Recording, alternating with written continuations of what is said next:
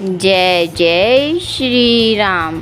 प्रिय भक्तों, आज हम रामायण के अरण्य कांड में दोहा संख्या नंबर 30 सुनेंगे। इस दोहे में बताया गया है कि किस प्रकार श्री राम जी जब सीता जी को कुटिया में नहीं देखते हैं तो व्याकुल हो जाते हैं और विलाप करने लगते हैं। तो चलिए अब हम कथा को आरंभ करते हैं। सभी नए श्रोतागण से निवेदन है कि वे हमारे चैनल भक्ति में शक्ति को सब्सक्राइब अवश्य कर लें ताकि वह प्रतिदिन रामायण पाठ से जुड़े रह सकें।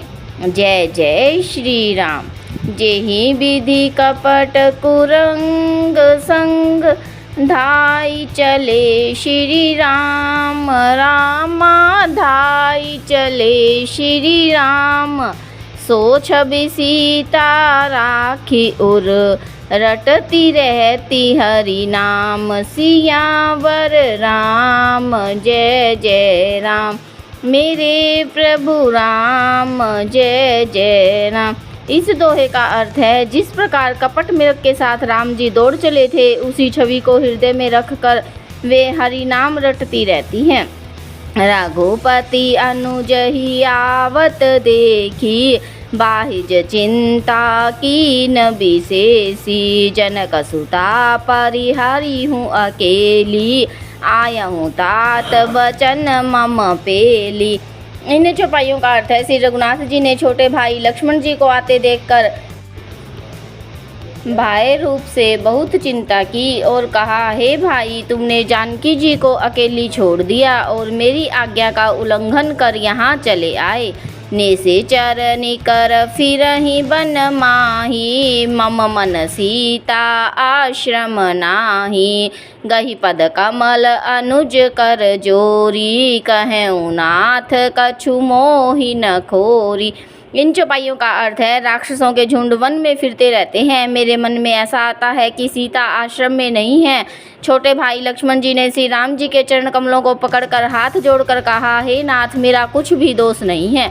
अनुज समेत गए प्रभु तहवा। गोदावरी तट आश्रम जहवा। आश्रम देखी जानकी हीना। भय विकल जस प्राकृत दीना। इन चौपाइयों का अर्थ है, लक्ष्मण सहित प्रभु श्री राम जी वहाँ गए जहाँ गोदावरी के तट पर उनका आश्रम था। आश्रम को जानकी जी से रहित देखकर श्री राम जी साधारण मनुष्य की भांति व्याकुल और दीन हो गए। हा गुण खानी जानकी सीता। रूपशील व्रत नेम पुनीता। लक्ष्मण समुझाए बहु भांति।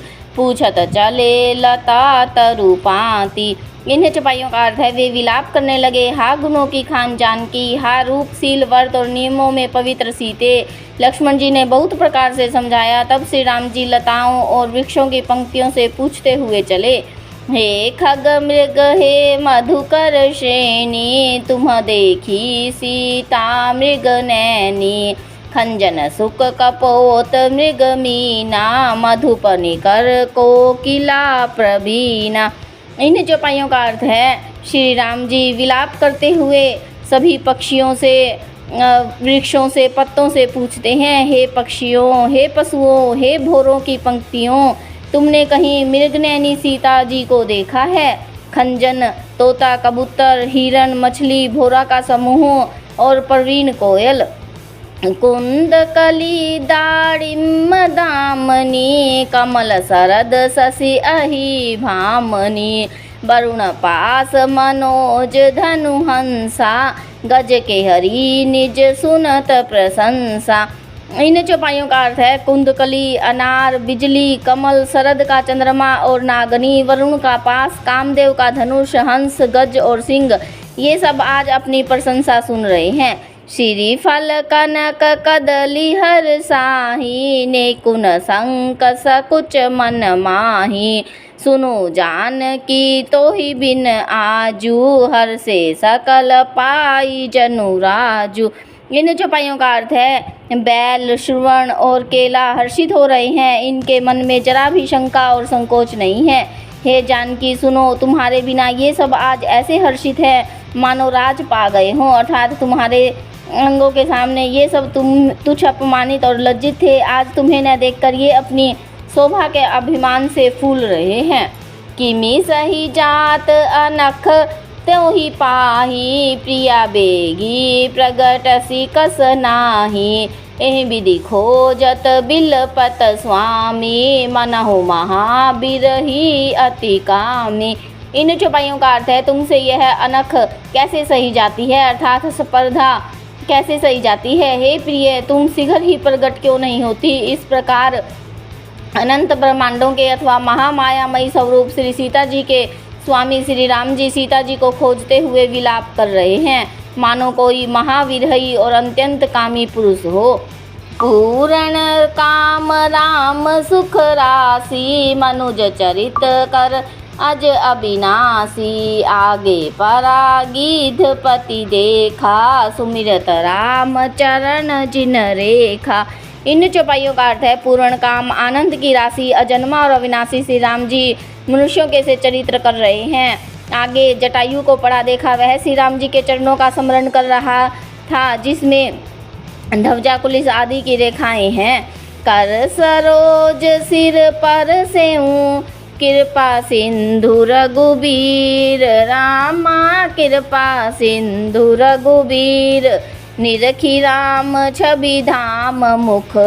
विगत भई सब पीर, सियावर राम जय जय राम।